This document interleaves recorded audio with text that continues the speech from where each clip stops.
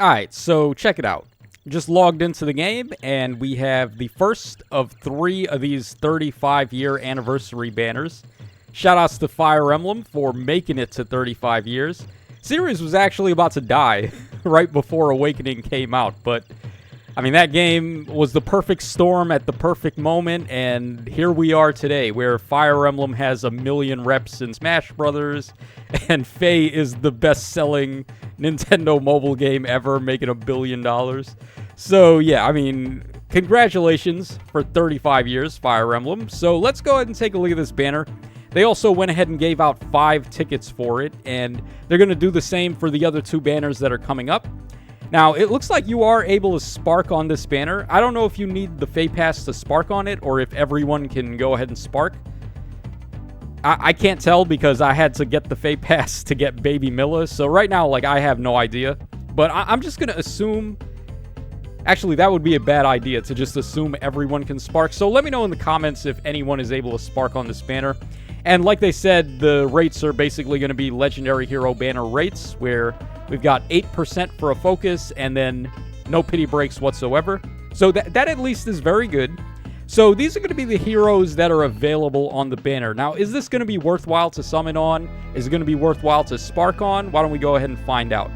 So starting us off on red, we have Attuned Hector. Very good unit. The winner of the Hero Rises banner. And everyone got a copy of him for free. Well, here's your chance to get more if you didn't get enough copies of Hector already. He's pretty good, and he got even better with the Erica ring, giving him brave attacking when he saves. So he's actually in a very good spot right now. I had him as one of my top 5 red units in the game, so that already should tell you everything you need to know. And he's one of the most awesome fodder banks, being armor type. So you're free to give him all the good armor skills, like Twin Saves and Armored Blaze and Shield Fighter and so on and so forth. So a very wonderful unit. Anyone would be happy to get him. Okay, then we have the legendary male Shez. He was just recently on that freebie pull thing where they had all those like random old legendary heroes, and for some reason Shez and male Corrin were on there too. Even though they're kind of recent, but they're like they're not like super recent, but they're not old either, I wouldn't say. So it was cool to see them on there. Unfortunately, I didn't get either of them. I pulled red, and I ended up getting Legendary Seliph, who I already had like 3 or 4 copies of laying around. So not really getting much value out of that for me. But if you were able to free pull Shez, then congratulations, because he pretty much won the lottery on that one. Now, as far as whether or not this guy is good to go for, he's not a bad unit to have 1 copy of, I would say. Because, of course, when it comes to arena scoring and being an arena bonus legendary, he's one of the best, actually. He's really good in arena mode, where he can just warp 1 million spaces, and he's an awesome player phaser. It's really hard to tank him. He tears Marnie to ribbons, which is very useful to have in arena if you've got a unit that can do that. And he's just like, I don't have anything bad to say about him. It's just that the reason why I'm particularly down on him outside of arena is that they designed him in a weird way where he's like a finish cleanup unit for a Gale Force comp, but he's not the initiator. He wants somebody else to go in first and attack. Then he can warp to that ally and start up a chain of like Gale Force attacking.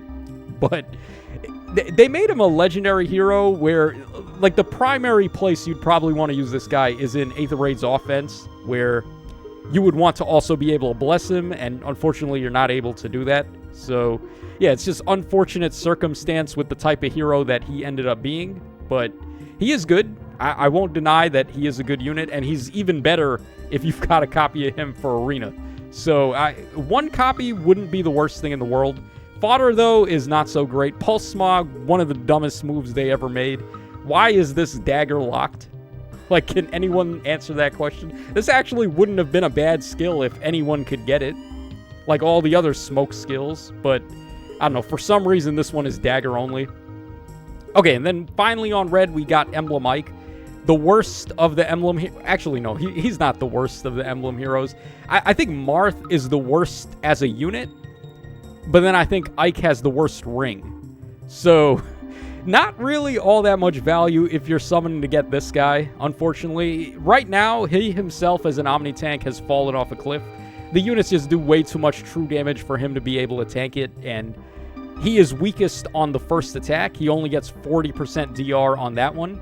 So enemies that are hitting him really hard in the first hit are able to just wipe him out, which is pretty much every unit right now. So yeah, he's not really all that great. His fodder is okay though. He does have Lagu's Friend, which is still pretty good. Kanto Control has been devalued a little bit by Legendary Sakura.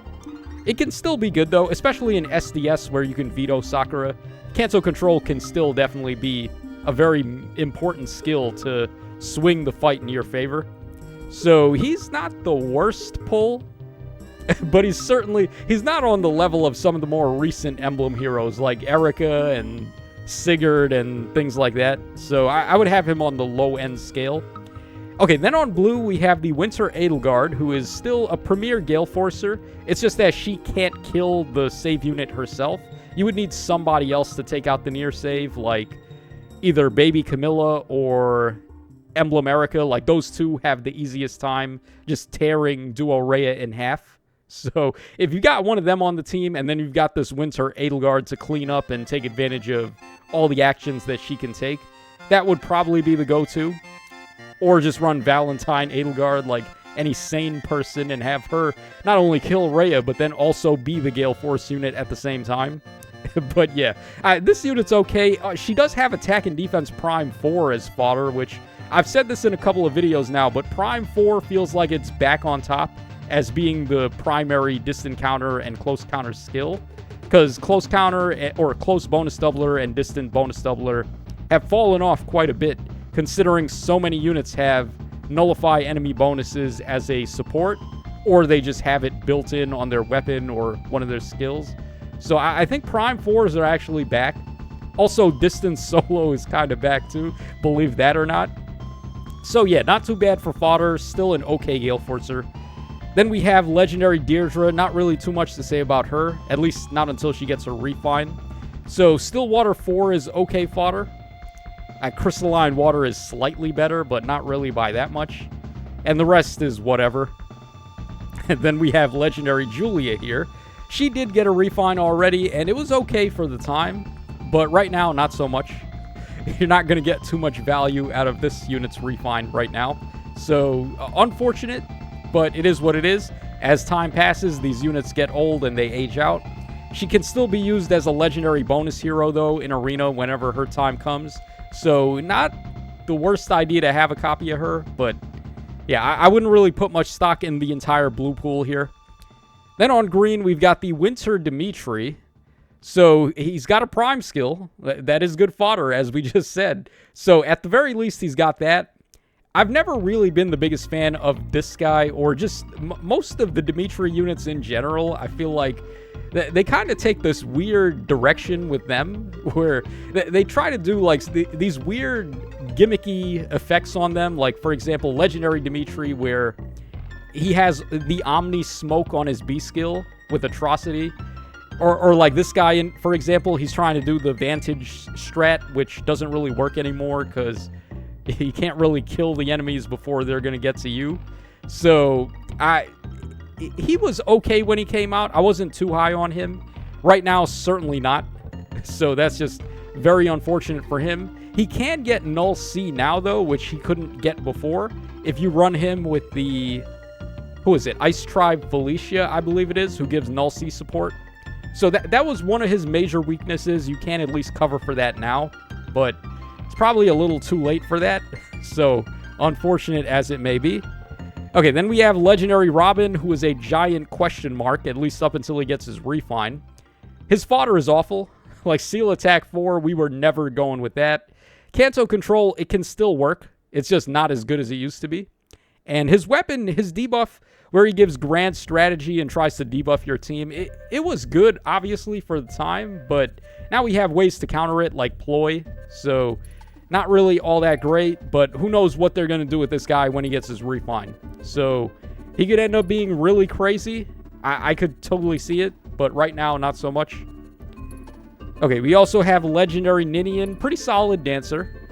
I mean, there's like dancers are always kind of going to be solid. It's just that right now I feel like there's not much need to run one. I did that top 5 video not too long ago with all the top 5 units, I think, of every color. And it seems like a lot of people were mainly fighting me over one unit, which was the... Who was it? Plumeria and Olivia duo, where, like, they're a really good dancer. They've got a lot of utility. They got a lot of support. It's not really them that I have a problem with. It's just dancers in general.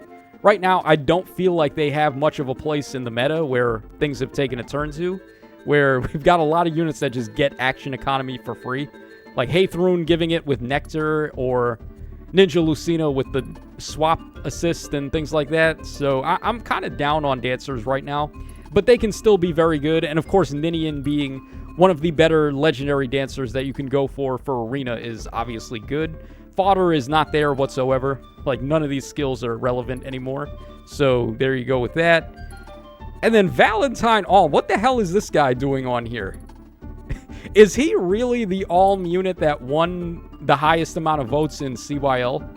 Or what was it? A Hero Rises, I think, was what they used the voting for. Why is this the most voted for Alm? Is he the best? Was he the best Alm, actually? Like, prior to, obviously, the Attuned Alm, who's really good. So, what do we got for Alm units? We have Legendary Alm. We have Brave Alm. And then this guy, his Refine is okay. He does have a solid duo skill, right? Yeah, he nullifies penalties, and he gives the 30 HP heal, and then he gives the stat bonuses, which is whatever. But the penalty cleansing and the heal is still pretty good. That's a wide radius, too. 5 rows and 5 columns. So maybe that's why. And he's, like, his Refine, I remember it being okay for a God Axe type of unit. Not too sure how much it holds up right now, but yeah. This guy is an anomaly. Like, what is he doing here? I don't know. Your guess is as good as mine. All right, and then finally on colorless, we've got 2 units for some wait, there's 4 green and 2 colorless. Why is that? Like, aren't they able to choose what units they put on each of these 3 banners? Couldn't they have, like, put in another colorless unit on here and saved one of these greens for another one? I really don't know what the thought process was behind that. But we have here Duo Lucina, who's still very dominant. Very powerful unit. When you have a support unit who's arguably, like, the best support unit in the game, and then not only that, but then she's one of the best offensive units in the game, and then she's absolutely the most annoying arena unit to have to fight, because you got to worry about her swapping in and then being able to move again. When she's got cavalry movement, people love to give her the Celica ring, and then she scores astronomically high with this duo skill. This is the bane of arena right now. It's not Marnie. I would say it's this unit. Having to deal with her is a nightmare. So, yeah, she's very good. There's nothing really bad to say about her. Fodder is amazing still. Curved Shot is great. Flared Sparrow, obviously, still great. And then Shadow Shift is pretty good, too. She's the only unit with Speed and Defense Detect also, which is a good debuff skill. It's only really good, though, on units that can use an assist and then move again. So, particularly her and, I guess, Crom type of units. And maybe if you've got Nectar support and then you've got a unit with reposition or something, they could probably use this pretty well too. Okay, and then the final unit on the banner we've got here is the Beach Alir. So is she any good? Well, she does have even Res Wave D, which is pretty good fodder. The rest of it, not so much though. Speed and Res Finish is whatever. Null C4, it was okay up until we got Null C Echo. And now it's like, you would never run that over any of the other good B skills right now. So, yeah, pretty RIP for her. She does have good artwork, though. I do remember liking her artwork quite a bit. So, yeah, not really much in the way of that Alir. So, if you're summoning on this banner, I would probably say red is your best bet. You've got an attuned hero on there, a very good one, and then a very good legendary hero, and the only emblem hero on the whole banner. So, let's go ahead and knock out these tickets and see how we do. All right, we'll start things off with the free pull here, and I'm just praying to get Shez, man. That would be the primary focus for me. Because it feels like ever since he's came out, he's been an arena bonus hero like 50% of the time or something. He's always in season for arena. I don't know why that is, but it just is. So not having him kind of sucks. It means I have to fish for fights, which is no bueno. So yeah, we'll just keep hitting red here, see if we get him. Let me know what you guys were able to get on your free pulls on this banner. Okay, no reds, so what do we want to go for here? I guess green would be the most valuable. Yeah, green, I guess green. Okay, that's not what we were looking for there. We got Kath. I really don't like Kath, by the way. Nothing personal, but she's very annoying to recruit in FE6. Because you got to talk to her like 3 different times. Okay, there we got Noel. Noel got a refine. He's okay. I mean, I used him a lot in FE8, actually. It would be cool if they did something with that class that he was. The Special Summoner class from FE8. That'd be interesting. I'm not sure how they would handle that in Fae, though. Like, have a unit that can just summon a mook to fight for you.